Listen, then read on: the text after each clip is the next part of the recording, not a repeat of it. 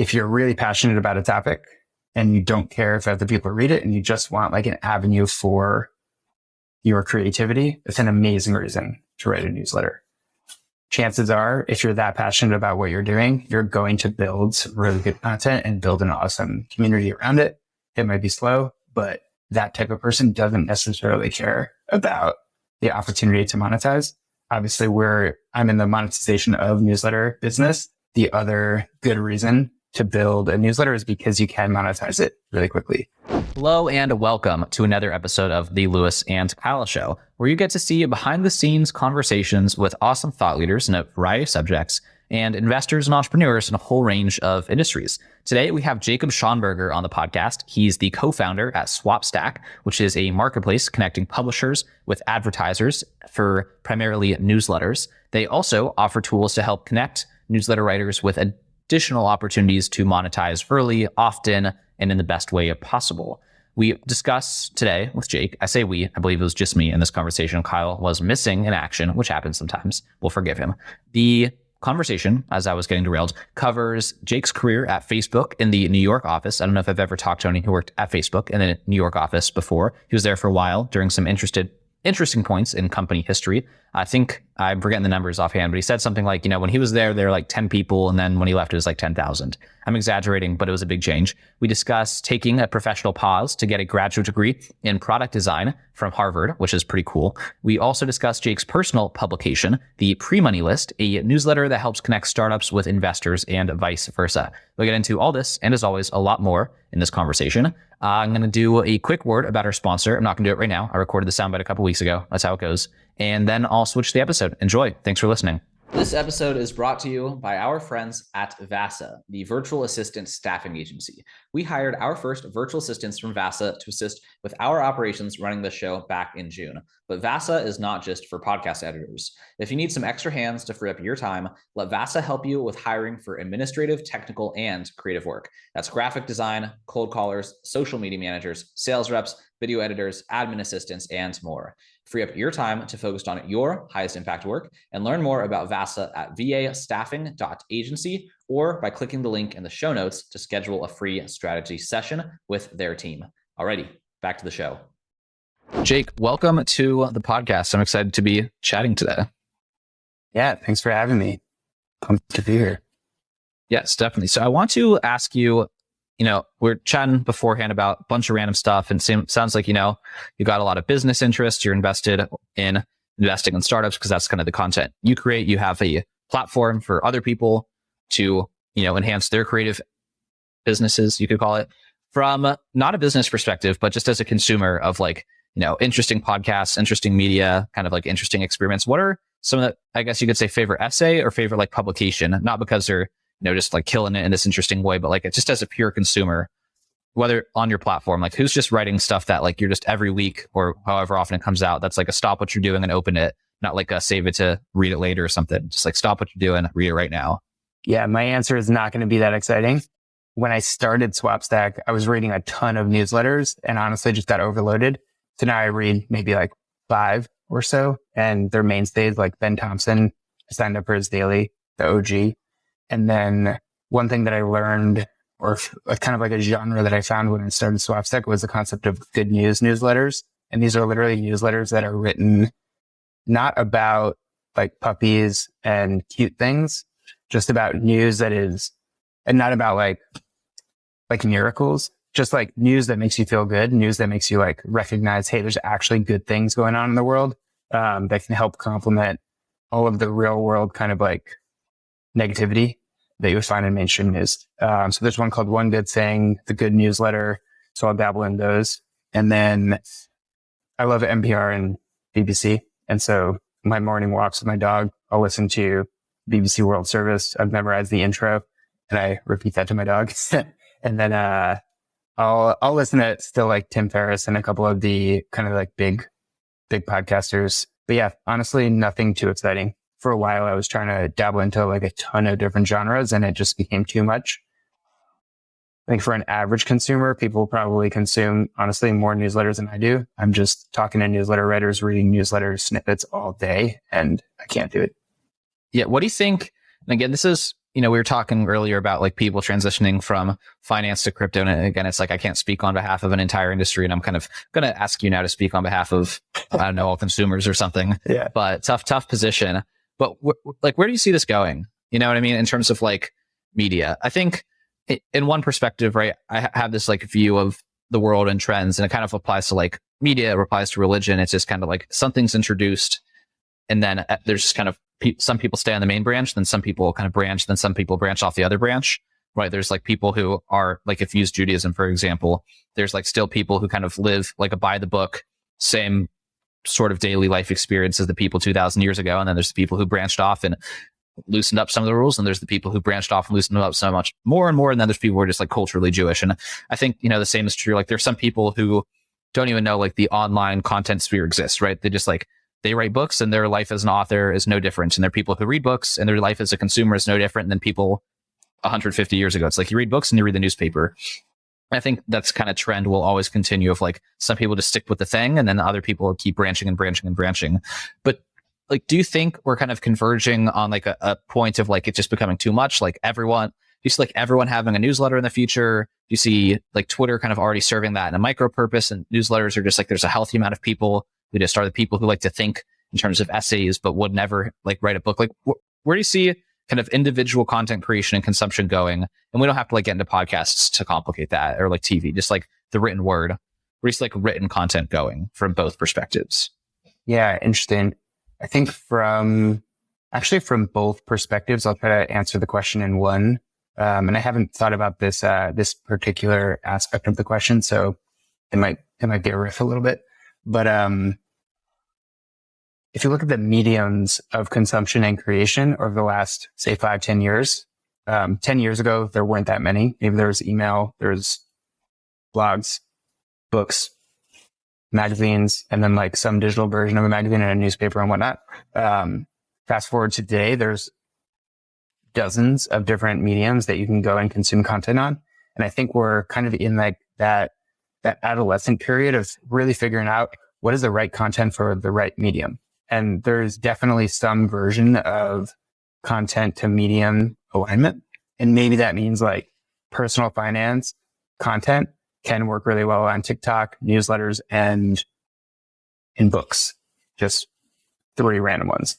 And then maybe that also means that content around sports works really well on TikTok, Instagram, and Twitter, but not so well in newsletters.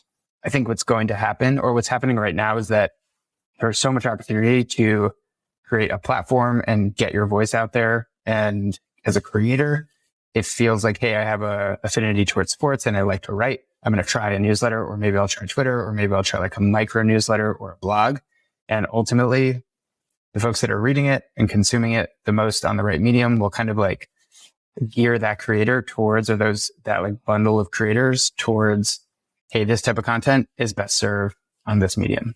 I don't know if that makes any sense, but my hunch is really that we're in this wave of just like medium creation, and there's tons of mediums and tons of opportunity for anybody to become a creator.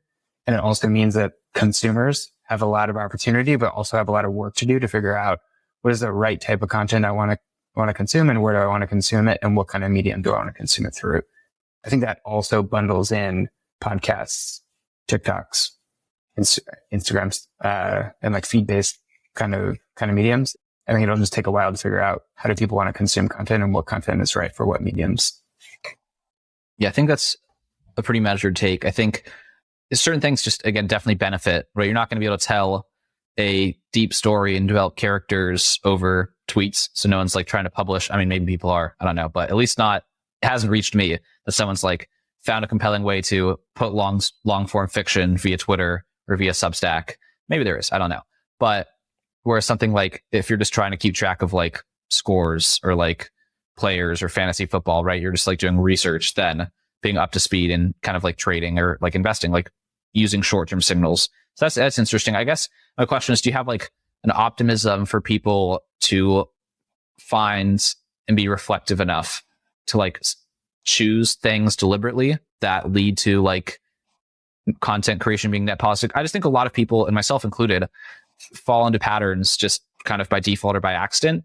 And then every so often, I don't know, at least this happens to me, and this happened recently again, where I like looked up and I'm like, there's not really much gains besides entertainment and, curing short periods of boredom from the majority of what I consume, than as if I, could look back on the year and say, oh, I read this entire series and learned a lot about the subject, or really had like a deep experience. I just don't know, like, do you see that people go in that direction in a good way, or is that something that like will have to be kind of intervention based?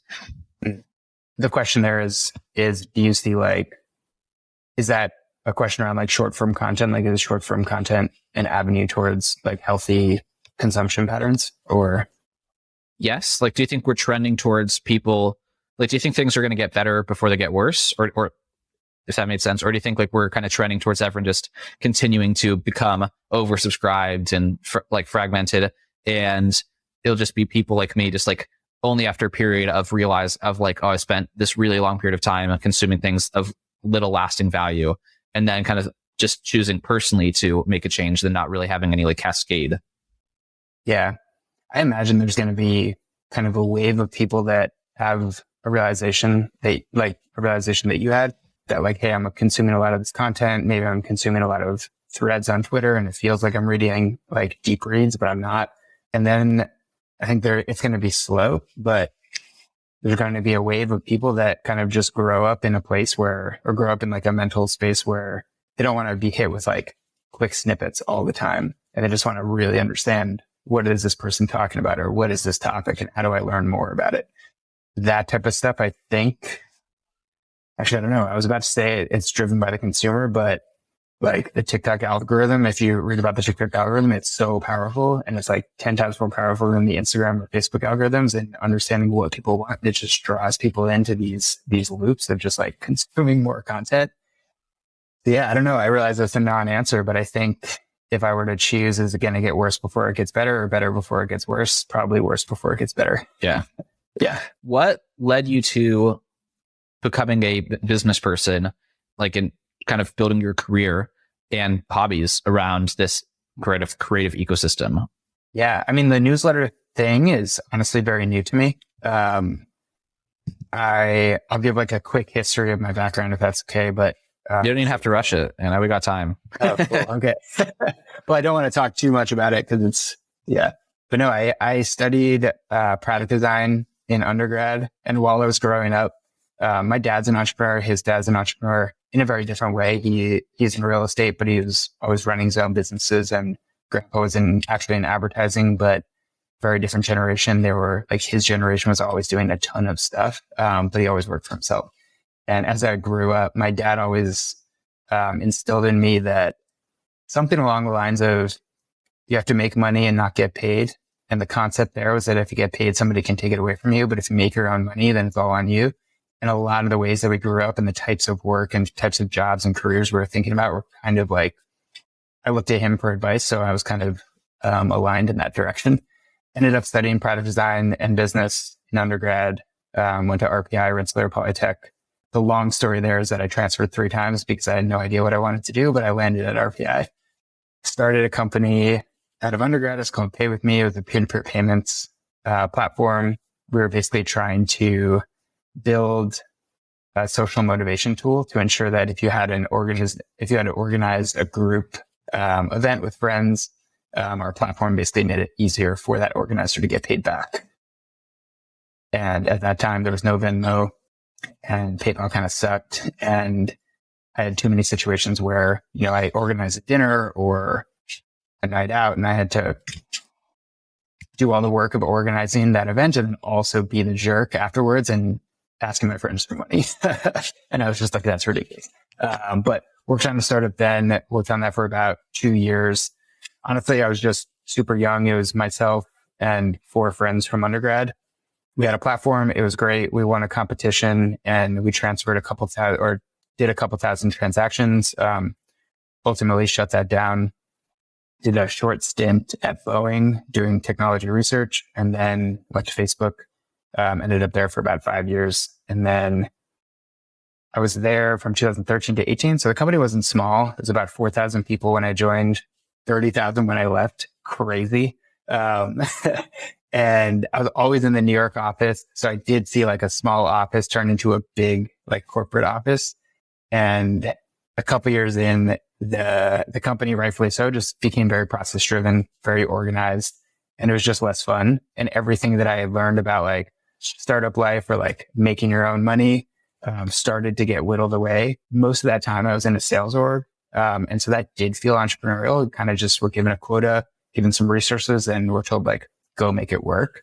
That was kind of fitting the bill of go make your own money. But as the company got like more and more process driven, started bringing in more like consultant types, that's entrepreneurial, a little bit more boring. My animal needs were met, but I knew that I just wanted to go do something else. At that time, I didn't really know what I wanted to do from a company perspective, but I knew I wanted to start something. Also knew I wanted to get back into technology. So I went back to school. Just tell me to stop talking when I'm rambling. Cool. Good context. But yeah, I ended up going back to school. I did a grant program called Design Engineering. It was hosted by the Graduate School of Design at Harvard and the engineering school there. Basically take classes at both, do a thesis, do some research, and then take a bunch of classes wherever you want, either MIT or Harvard. And while I was there, I was like, I'm just going to do some weird stuff. I'm going to research. I'm going to play with technology. I ended up out in Bulgaria working with a nanosatellite company. Amazing experience. Was just trying to figure out, hey, is frontier tech interesting to me? And is it something I would want to work in?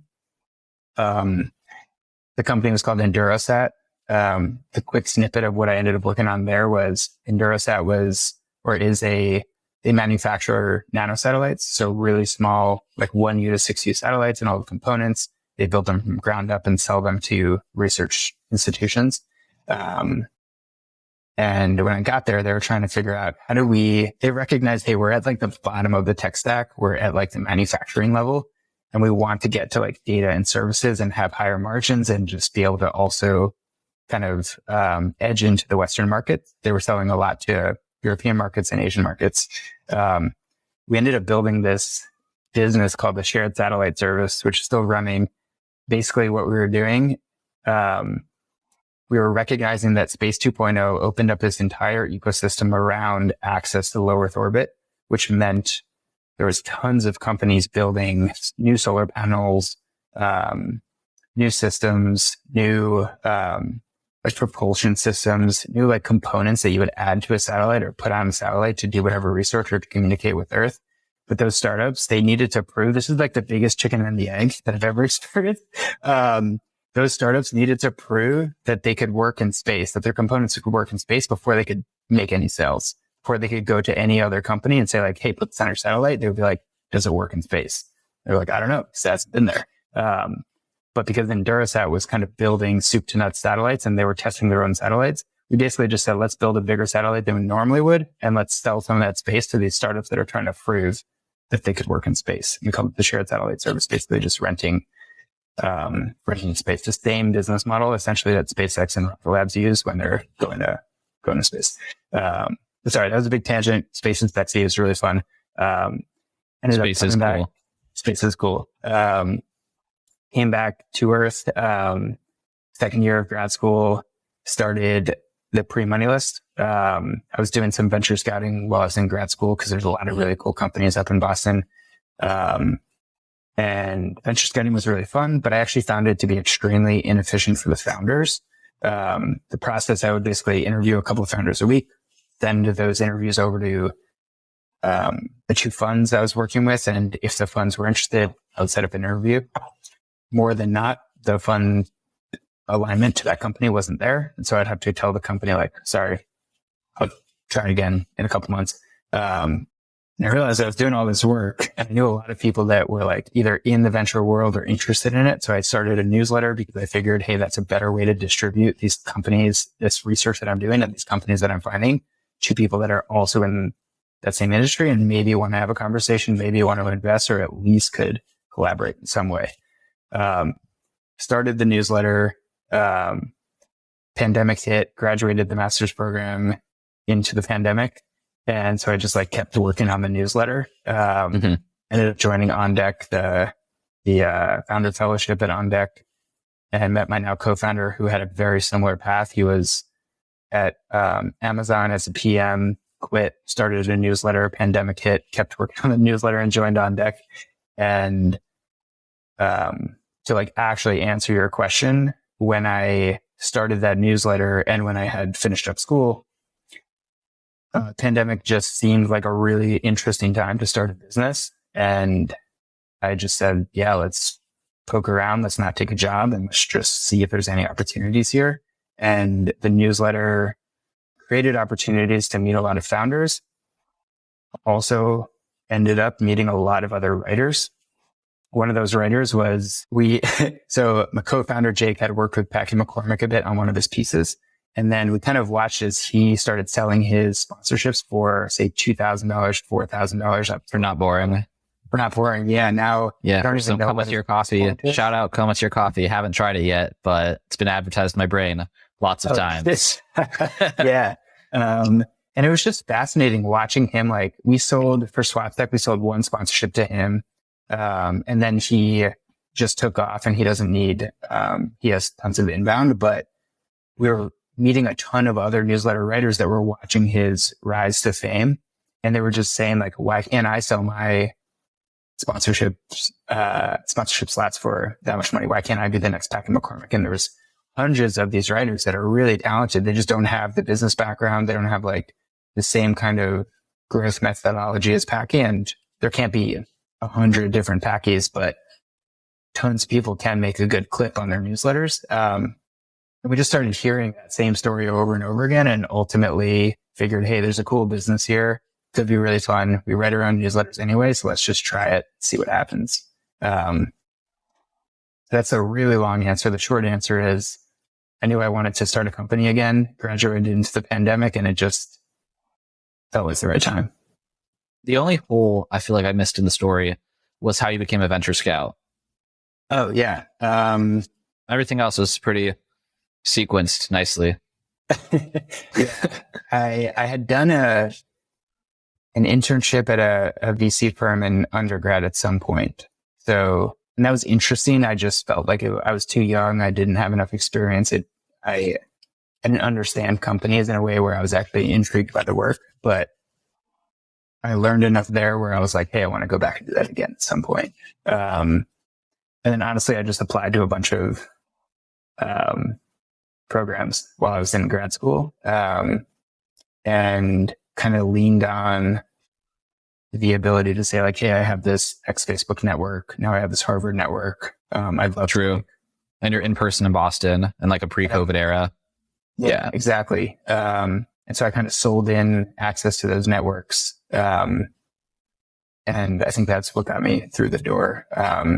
The company or the funds were Amplifier Ventures and Tiny Capital. So they weren't like really big funds. There's a lot of other larger funds that do scout programs that give you check writing power, but it was fun. It was a blast. I would definitely do it again. Is Tiny Andrew Wilkinson or am I off? Yeah. Same crew. Okay. Yeah. He's cool. The MFM with him, that's like an interview that sticks out in my memory. I know. So back to like the point we were at the beginning in terms of like local, that's the thing, right? You consume a lot of content and periodically something is really good. And, Andrew Wilkinson, my first million episode, that really stood out in my memory just now to be able to remember all that, but maybe I'll put that in the notes if I remember. Cool. I gave enough keywords for people, right? That's on you, y'all. But that's pretty cool. So the business model of Swapstack, what is that for? Like, can you just connect the dots there? Yeah, sure. So the quick one-liner of what Swapstack is, we're a platform that enables independent newsletter writers to monetize through sponsorships, affiliates, and tip jars. We basically, our mission on the publisher side is to help publishers make money. On the advertiser side, we essentially help advertisers. We're seen as kind of like an independent newsletter ad network. So we help advertisers identify the right newsletters to sponsor and help them actually run those sponsorships. The business model, so Swapstack is free for publishers. We provide them a tip jar for free, affiliate deals that they can run, and then direct relationships with advertisers. So any direct relationship with an advertiser, that results in kind of like a flat rate purchase. So if you're running a newsletter, you sell an ad that is $100 and an image and a logo, and you charge $100, we charge 10% to the advertiser. So advertiser pays 110 to use the service. We take $10. Writer gets 100. Affiliate deals, they're kind of baked in, free for publishers to run. And it's kind of same thing as an affiliate model. So there's a platform fee in there, but it's kind of baked in. So we're not really taking from either side. We just have a platform fee to like list essentially. That makes sense. Yeah. And then we have some version of a managed service for large campaigns. If a brand comes to us and says, hey, we want to run sponsorships across 50 different newsletters, we have a tool that helps us facilitate that. But we take 10% from both sides because it's a larger lift, a lot of management, that type of stuff. That makes sense. And the plug and play feature is pretty cool. I wanted to see, and I had to go do all the things to get access to it. Not that it was complicated. It was just like, I didn't have my profile set up, and I was like, now I need to set it up so like I can gain access to it. How did that come about? Like, what was the motivation for that piece? Yeah, that was interesting. So at the very beginning of Swapstack was really like the first iteration was a Slack channel. I think we had a card landing page and then a bunch That's with two R's for people who are curious, right? CARD, .co, landing page builder. But we were just a marketplace that was connecting people to each other. And that was the first product. The second product that we built was an invoice tool that enabled newsletter writers to invoice brands. And we built that because we figured, hey, we're doing the first step of a sponsorship, which is making the introduction. And then we want to do the last step, which is the payment. So we're bookending this experience. And in our mind, there was one type of sponsorship, which was a flat rate. They're like $100. You get listed on or you get featured on my newsletter. What we didn't think about, honestly, this was kind of like us being ignorant, but that's the beauty of startups. We didn't realize people would want to buy on an affiliate basis, like a CPA basis. So cost per conversion or cost per click, cost per lead. And from that perspective, that is all, there's technology there that brands come to newsletters and say like, hey, I have this program already. Can you just like tap into the program? And I'll pay you per click based on what my program says. Once we saw that started happening, we realized, hey, we're introducing these people and we're getting taken out of the economics, and we're creating the value, but we're not realizing the value. And we needed to figure out, okay, if there's really 50-50 brands that want to do these affiliate type deals and then brands that want to do these or open to doing these like flat rate type deals, we need to be able to service both. So that's originally how we figured, hey, why don't we just build that into our system? And the way that we spun it and the way we made it much more valuable to publishers is that we basically collected information from an advertiser. We said, hey, are you open to running flat rate sponsorships, or do you want to do more affiliate work? If they wanted to do affiliate work, we would require them to be on the plug and play program. What the plug and play program does is it pre-approves publishers. So as you create your profile on Swapstack. Once you connect your Stripe, finish your profile, you get access to, I think we have 40 deals right now. We're going up to 80 by the end of this month. But those are affiliate deals that you can run without ever talking to the brand. You don't need to do anything else. You're already approved to run that. So we kind of just took out all of the work of going back and forth and having those advertisers require a publisher to be part of their network. We just enable publishers to immediately have access to these affiliate deals. But yeah, the origin of it was a recognition that we were kind of being cut out of the value creation and the value realization, and we needed to have multiple ways for advertisers to transact. What was another big thing you kind of overlooked at the beginning? Like, it could be just another example of being cut out of the deal, for example, in terms of like being separated from the value creation, the value realization that you've gone on to correct, but something that was just a total, like, didn't think of that day one. Yeah. I mean, this one's super obvious and we're still fixing it, but we built a lot of stuff. We approached building in a very lean startup and kind of do things that don't scale kind of methodology. So like whatever we can do the fastest to prove a hypothesis or disprove a hypothesis, that's what we'll do. And so the original marketplace still connects advertisers and newsletters over email, and it CCs those on those emails. But we basically built a disintermediation tool for our own marketplace. And we've known that it's been an issue for a while. Right now, what we're doing is like bringing everything on platform, building a on platform chat experience. Yeah, that's not one that we've corrected yet, but we know we've used it enough, and we used it to the point where we are creating value. We're realizing a good amount of that value, but we know that there's a good amount of folks that are kind of going off network. So we're bringing everything on. What changes would you say you've seen? So I don't know total wise if you've been in this a full 2 years, but there was all this hype at the beginning of COVID, or maybe like a month or two in, when, and I use COVID as a blanket term for the period of time we all know I'm referring to. Yeah. But what would you say are some, like, there's all this hype that's like the creator economy is going to be X, this is going to happen, like everyone's online now, like this is just a big, like, what kind of big, bold predictions about this whole everyone's going to have a newsletter, like creator economy is going to go from 0 to 1 million came true? And then what was kind of overhyped, or what like was the opposite? Like what was everyone saying was going to happen? And what have you seen now kind of 2 years later with this kind of unique perspective you have? Yeah. That could be measured in publications, advertising revenue. I mean, a million ways you could measure that. Yeah, I think there's probably three different perspectives. One is going back to our earlier conversation on the consumer side. The very clear logic, while everybody was stuck inside, couldn't do anything else, people were consuming a lot more content. If you're a newsletter reader, you read a lot more newsletters. Once the world started opening up and you're going back to work, or you started seeing friends, you just have less time and you drop off, and you kind of like narrow down into the newsletters you want to read. That's one perspective. The other is from the, I guess, casual creator perspective. Folks that started newsletters didn't get super into it, or didn't see explosive growth during COVID. Same thing as consumers. When the world started opening up and other interests started, or other opportunities and activities and hobbies started being available again, they probably stopped writing. So you saw a big drop off of people actually writing or continuing to write. And sorry if you hear something, there's folks in the hallway. But I think that's kind of like a healthy weeding out of bad content, and healthy weeding out of people that are consuming actually what they want, and not because they have time on their hands, so they need something to do.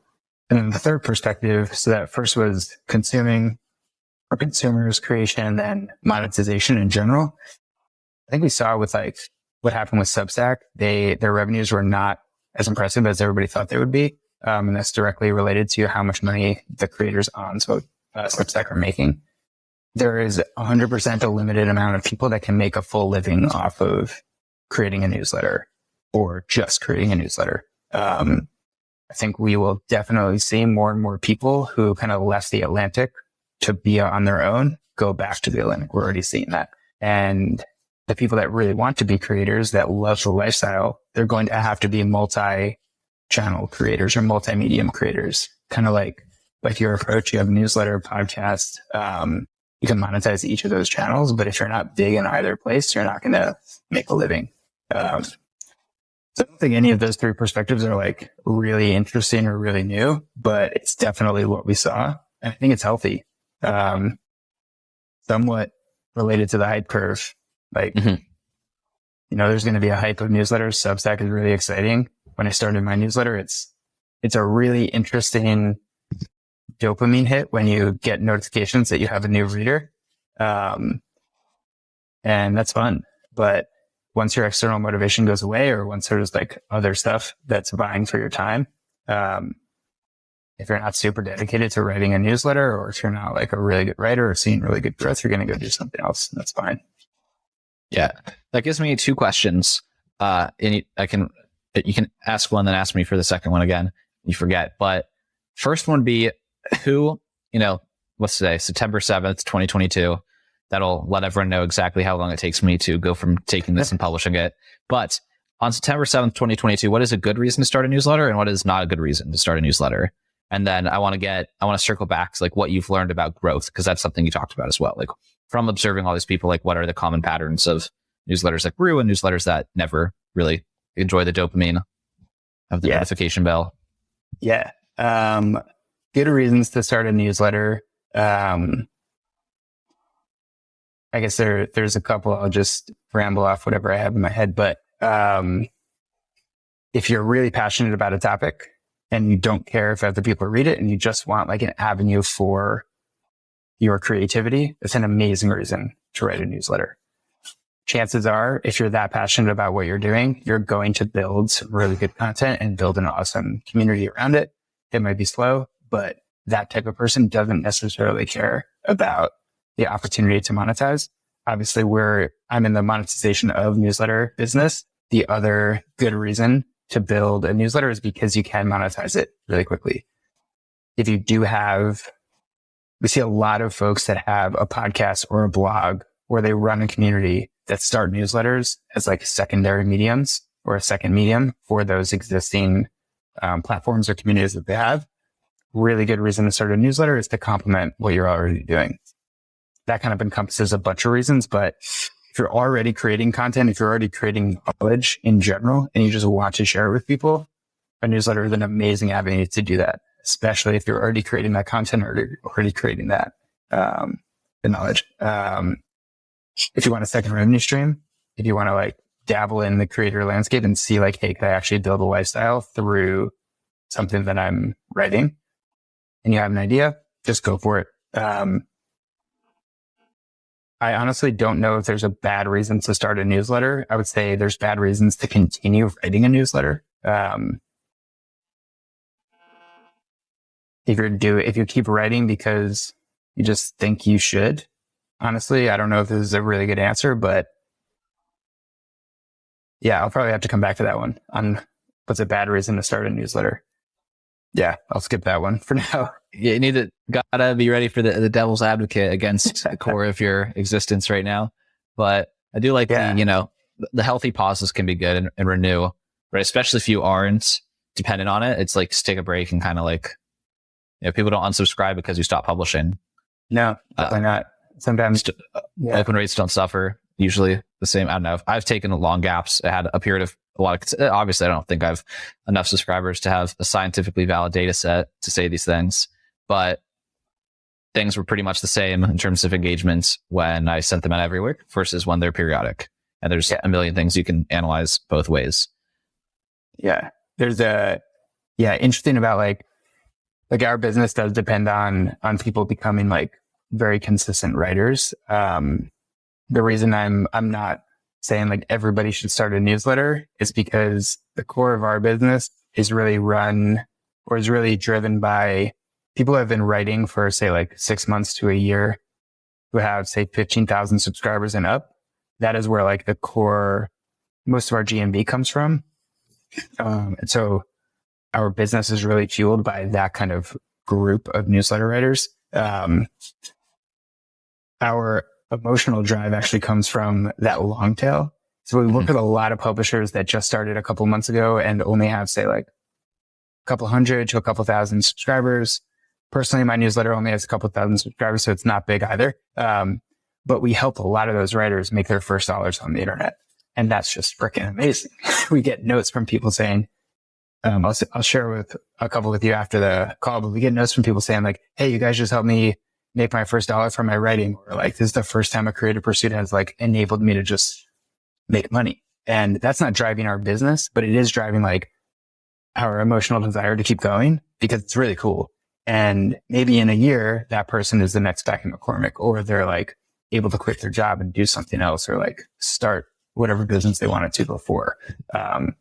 So there's like a really interesting aspects of the founder journey and just like what being a creator and monetizing your work can do for people, and being an enabler of that is just really fascinating, really fun. But I'm definitely not in the business of going around and saying like, everybody needs to write a newsletter. It needs to come from like a really good place and you need to want to do it. What separated or tactics or common patterns, the ones that have joined your platform 6 months ago and now they're in that sweet spot? Like, why are people getting there? Why are they growing? The ones that are, is it because they're writing really good threads on Twitter, or is it something else? Honestly, some of them probably, yeah. Some of them are probably like really good at Twitter. I am terrible at Twitter. but there's definitely a chunk of people that are just really good at Twitter. Either they have a really big network or they strike a chord, and that they help parlay that into a strong newsletter. But that's not everybody. That's probably like 5% of folks. The rest are just very consistent. They don't need to be on like a very specific cadence, but they're very consistent in what they write and what they write about, and their style and kind of like the depth of their work. It's very easy for people to share content that they know is going to be good when the person they're sharing with it is going to read it. And so it doesn't need to be, consistency doesn't need to be like every single day at 10 o'clock, you're writing 300 words. It can be like once a month, I put out a deep dive, but as long as that deep dive, the quality of that deep dive stays the same, the kind of format of that newsletter is generally the same, and you just like write like you're talking to a person, and you communicate with your community and recognize that you're building a community and engage with them. Those are the types of writers that will see consistent growth as long as they stick with it. Very few folks are going to see the hockey stick growth. Like in any business and in life, it's just consistency and keep doing it. Yeah. With your newsletter, you kind of briefly introduced, you interview founders kind of like you were doing. And instead of just sending it to Andrew and Amplifier, you now send it to like whoever's willing to read it. Is that still the main mission? Have you closed like successful matchmaking? And do you monetize? Yeah. So went through a couple different phases with pre-money. For the last 8 months, it's been the exact same. But at the very beginning, I was actually sending out 20 companies a week that just launched. And I tried to monetize that version. So I went from 20 to 10. 20 was just way too many a week.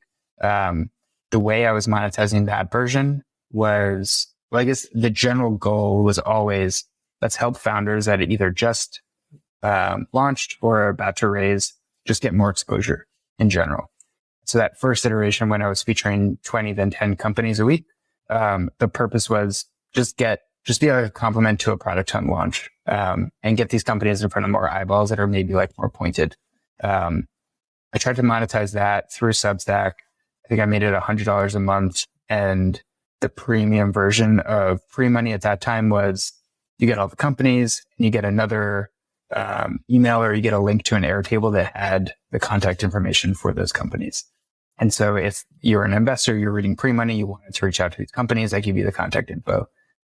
What I realized, 10 companies a week, again, was just way too many. And I was almost limiting the growth that I could, limiting the amount of value that I was providing to founders, by gating contact information behind a paywall.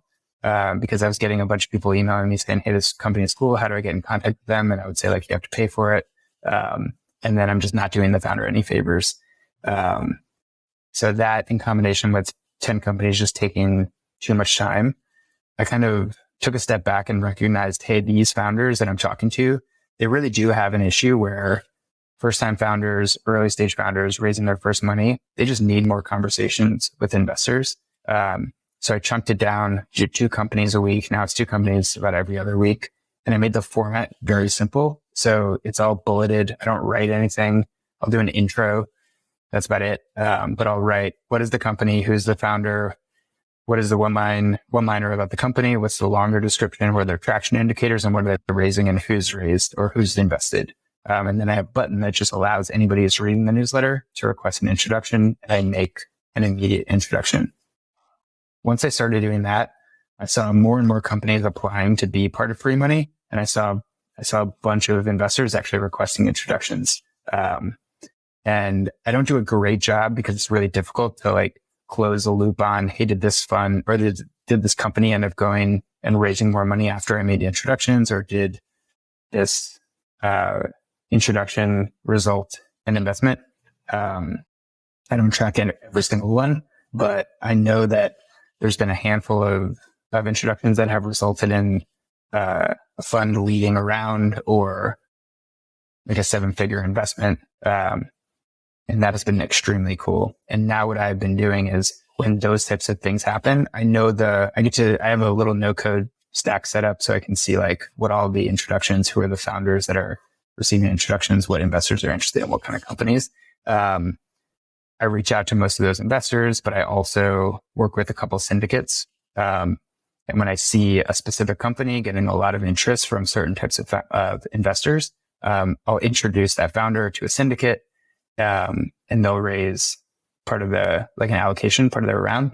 And I split the allocation. So I'm slowly kind of edging towards a little bit more of a structure, more measurement, and also just like seeding the ground for pre-money to turn into its own fund, maybe its own syndicate at first. Playing the long game, playing the very principled approach in terms of the becoming a principal, right? Just like monetizing it via the upside of the opportunities you're discovering.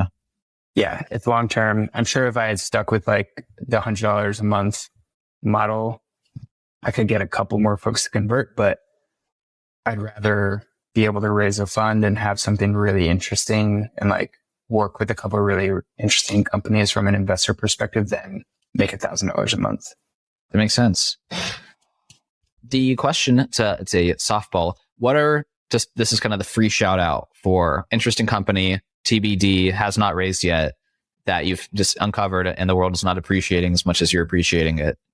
I'll talk about a company I just featured that I'm pretty excited about, called Brand XR. They're in like the VR XR space or VR AR type space. And is X just like, what's the X? X is like anywhere between like fully immersive virtual reality and augmented reality. They kind of do both. So it's like whatever reality, they're just building for whatever reality makes sense for whatever project.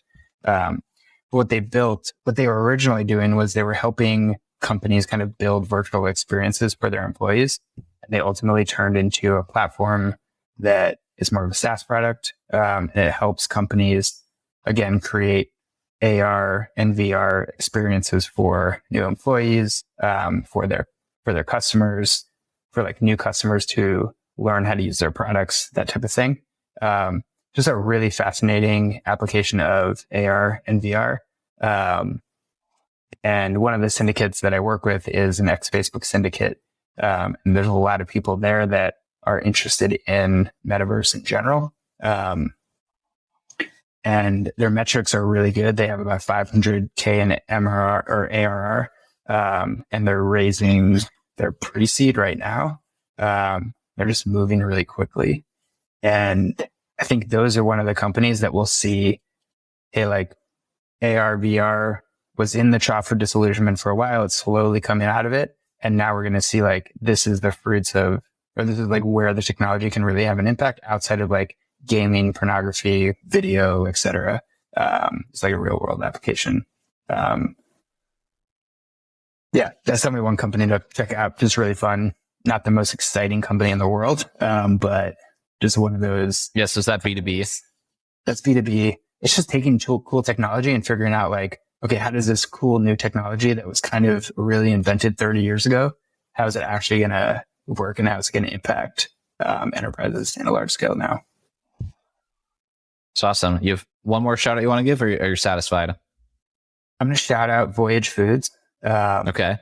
I have no direct connection to them, but my sister just worked for them. She's doing a grad program. She does intern there. And I'm starting to get much more interested in food tech, ad tech, ag tech, and green tech. And Voyage Foods, they basically create a peanut butter replacement. So they basically make peanut butter without peanuts. It's non-allergenic. They don't have any supply chain issues, and they can make it in a really environmentally friendly way. There are so many companies like that are building in the food tech space that will have humongous impact on the environment, which is really what's being buttered? I'm not sure. That's the technical term. Yeah, I think that is the technical term. I don't know. I don't know the science. I think that's their bread and butter. There you go. But like, you don't know if it's like an almond or a sunflower or just like a. No, it's not a. Or it's just like a decaffeinated peanut, but it's not caffeine. It's whatever is in peanuts that's bad for people. Yeah, I think it's more like a lab grown peanut. Okay. Yeah. So it's still like peanut their butter, own sort of fish. Right. Yeah, you need to check out the 0 Acre Farms. You following them at all? No. Checking them out. Okay. Shout out to the Lewis and Kyle show episode with Seed Oil Disrespector and Joe Consorti. If you follow Seed Oil Disrespector on Twitter, do you see any of that universe of Twitter? No, I'm okay. Yeah, I'm not a rabbit hole. People who listen to more than one episode of this podcast, thank you for being a loyal listener. But we talk about seed oils a lot on the podcast, or at least I have, just like the canola oil, corn oil, vegetable oil, like that being palm bad. oil. That's like a kind of, palm oil is actually not considered one of the hateful eight, as Dr. Kate Shanahan would say. There's like this is like, you know more than anyone probably the depth of like rabbit holes and jargon and thought leaders and kind of little bubbles of like every little internet community. And I'm a resident of the seed oil internet community. But anyway, in terms of like food tech, there's a company called 0 Acre Farms that's gained some decent publicity, kind of riding the seed oils are bad, a meta trends, and trying to replace it with like a bacterial fermentation cooking oil type thing. So interesting food tech startup. I don't know if they've raised or not. I feel like they have, because they had a pretty swanky launch that seemed like pretty buttoned up in terms of like their PR strategy. So that's my contribution to the food tech conversation. Cool. Yeah, I'll check them out. That, and then I'm a happy customer of Liver King from TikTok. If you know Liver King, he's memed pretty much into oblivion. But for the industry that I'm in, I peruse Twitter in a very amateur way. I'm not on TikTok or Instagram. Yeah. Well, Liver King's someone who's somewhat transcended, because I don't really use TikTok or Instagram much either, but he's kind of transcended the platform. Like he's someone who like, nobody talks about on Twitter now. But anyway, he's just like again, this comes back to like, I think I'm aware of him for the reason I'm into the seed oil stuff. It's like the same, because the seed oil stuff is like, don't eat industrial oils, and they really recommend like animal fats. And then that gets into like the carnivore movements, and then carnivore community, leader of the carnivore community, and then the whole whatever rabbit holes, right? Anyway, he has his own protein powder now, and it's called the Whole Beast. It's good stuff. I'm not sponsored. Yeah, he's that is Instagram. He's a character. He is a beast. Yeah. And he's a character for sure. He's just kind of extreme. But anyway, so that's food tech. Interesting, clearly. I have a friend who writes a sustainability tech newsletter as well. And I don't know his subscriber count. Definitely under 15K. But he should definitely, I don't know if I've told him about Swapstack or not. I should, if I haven't. But yeah, that'd be great. Cool stuff there. He's got a super short format. And he's also not like a VC scout, but kind of like interested in similar stuff, maybe like an informal VC scout with like family offices or something, but in like the green tech sector. So that'd be cool. But yeah, love emerging stuff. And if Kyle was here, he would too. He loves maybe space tech. You follow space tech at all, or is that? Yeah, it's like a little bit. I don't. I just feel like you might, because of the context, and I would be interested in it theoretically. Yeah. There's a lot of different aspects of space tech overall.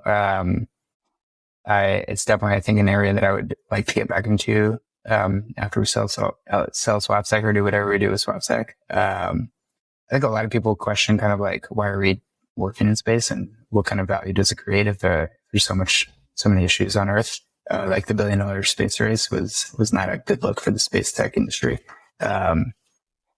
But there's a whole aspect of environmental tech that there's a lot of people focused on, like, how do we do prevention? How do we build like better systems that are less environmentally unfriendly? But there's also the reality that no matter what we do, we're going to see the impacts of climate change. They're going to get worse, a lot worse, before they get better, if they get better.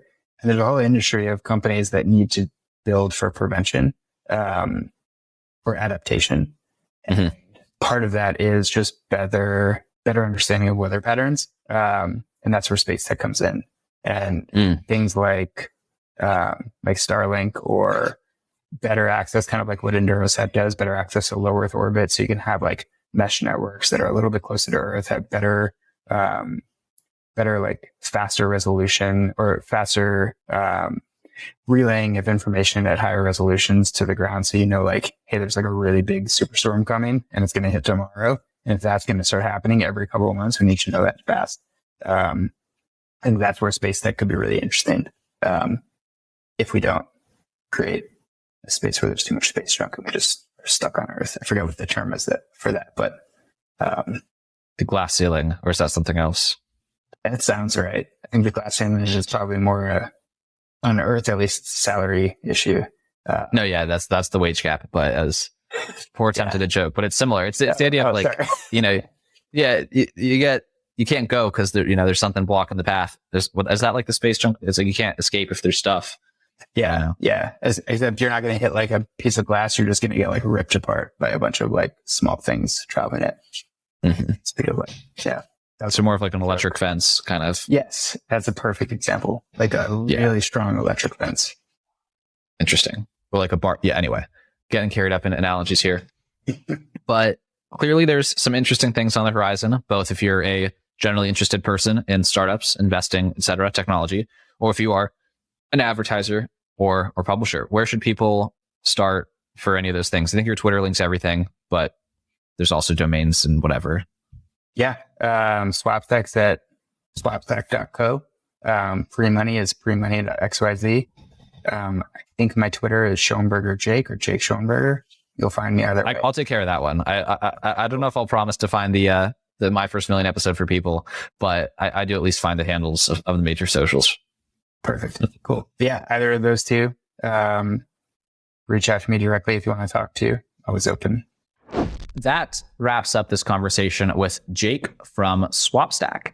3 super quick takeaways from me, and then I'll send you on your way to the next thing.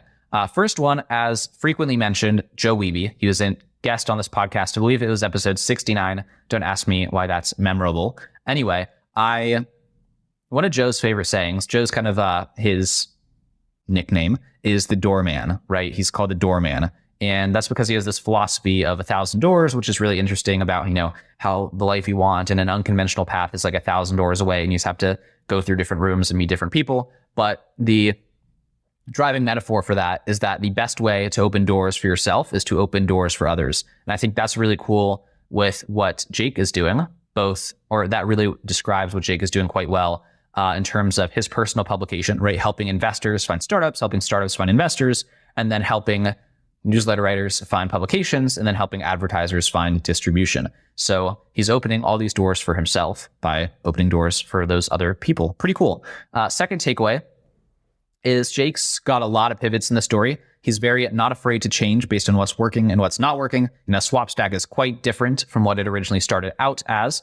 The name suggests that it was just a new place for people in Swapstacks to kind of promote each other's newsletters. And then they realized, really advertisers have the money, et cetera, et cetera, et cetera. And now we're where we are. And that was also true for Swapstack and for pre-money. His newsletter changed quite a bit since he first started it in terms of what the idea was, what it's become, some versions, some ideas, some business models, et cetera. Third and final takeaway is I'm just excited to see the future, especially towards the end of this conversation. We, and really the whole time, we discussed different industries that are taking off and have really interesting things happening, sustainable food, sustainable energy. And then, of course, hoping the word, I believe the first time we talked about this term and coined it, this is flashback, was with Jake, blog of Jake. He does not have a last name. He does not have an identity besides a blue circle. That episode was in the 50s, maybe April, May. No. I'd say March of 2021. Anyway, we discussed this term called media optimism, which basically is like people spreading good news instead of just being defeatist on the internet about how bad things are. And I think this episode was a good example of that. And Swapstack and really the whole independent publisher movement in general, the majority of people that are creating Substacks are like spreading news about good things that are happening, or they're trying to teach people. They're just trying to use written media, newsletters, to spread good vibes. I said 3 super quick takeaways. I apologize for the misleading headline, the dishonesty, etc. But that's going to be it for me in this episode. Subscribe wherever you're listening if you'd like to know about the next one. If you don't know how to subscribe, send me a DM. I'll help you figure it out. But if you know how to send me a DM, you definitely could figure out how to subscribe. Anyway, say hey to Jake, check out Swapstack, subscribe to the pre-money list if that tickles your fancy, and have a great day. See ya.